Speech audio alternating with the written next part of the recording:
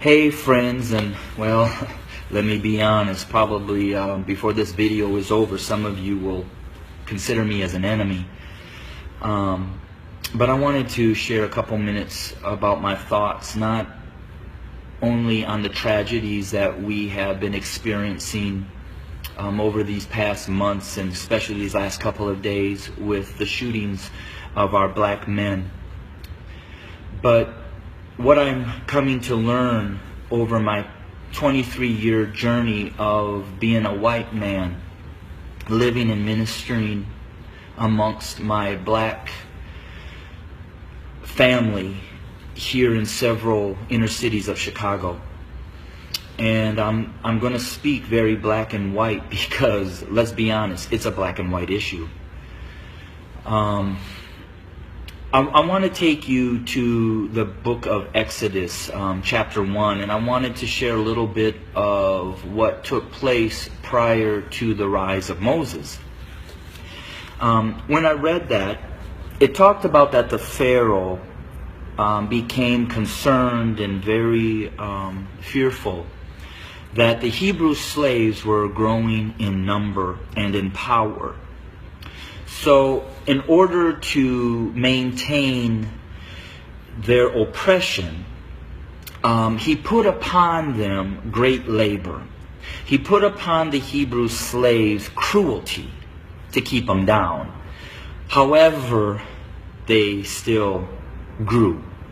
And so he brought together some midwives, and he instructed them that when a Hebrew boy was born, kill him. Well, these midwives did not follow, and the Hebrew slaves continued to grow. Eventually, the Pharaoh became so hatred and towards those Hebrew slaves that he made a decree. He put out an order that male baby boy Hebrew slaves were to be killed by casting them into the Nile River. Let's look at America. We brought blacks into this country as slaves. We never intended them to be anything other than a slave.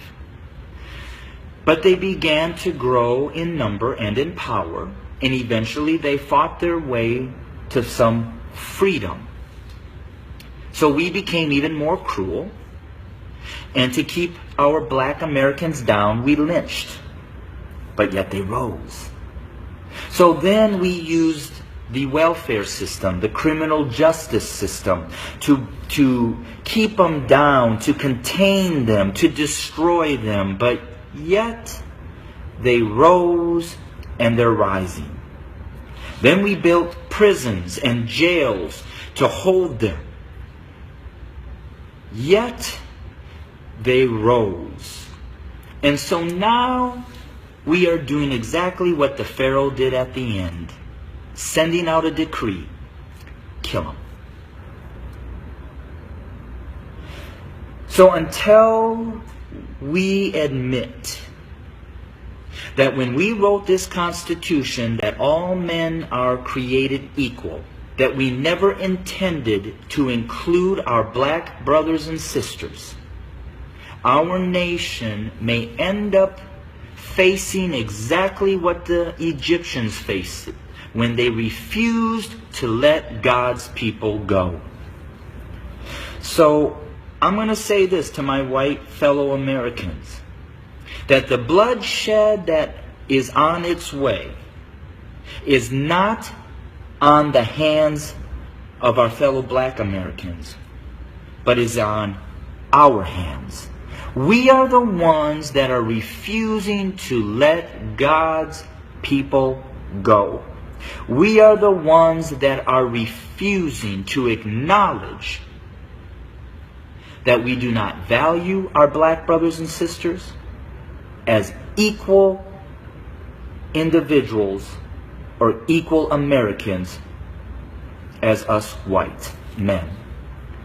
And to my black brothers and sisters, the racial issues, as I've said, have been there from the very foundation. But why do we see it more? Because there's a shifting. See, us white men have been at the head since the foundation. But we've had a black president. And you know, we've done everything in our power to keep him from really changing things. Now we have another minority rising to the top, a white female. What does that say? Those of us who are white men who have been at the head are now starting to see and fear that we are going to become the tail. And we know what we've done to you. And so now we're fearful that you're going to do to us what we have done to you. But I will say this.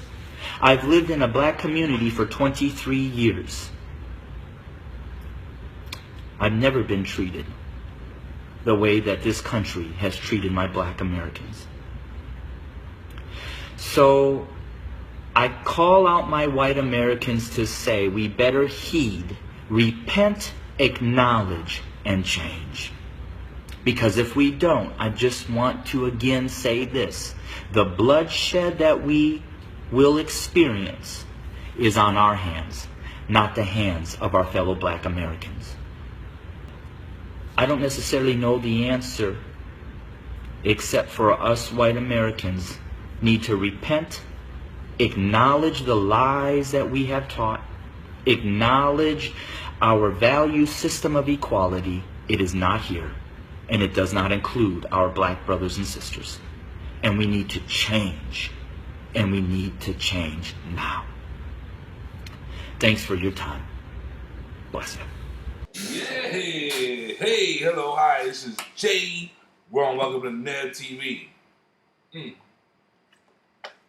Thanks, Dana Stevens, for the good video. And check them out, www.studio2911.org. Well said. Hey, man, it's still a whole mouthful. I'm not even going to say nothing behind that. Check out the next video. Be sure to leave a comment, like, subscribe if you want to see more videos like this. Have a wonderful and prosperous day.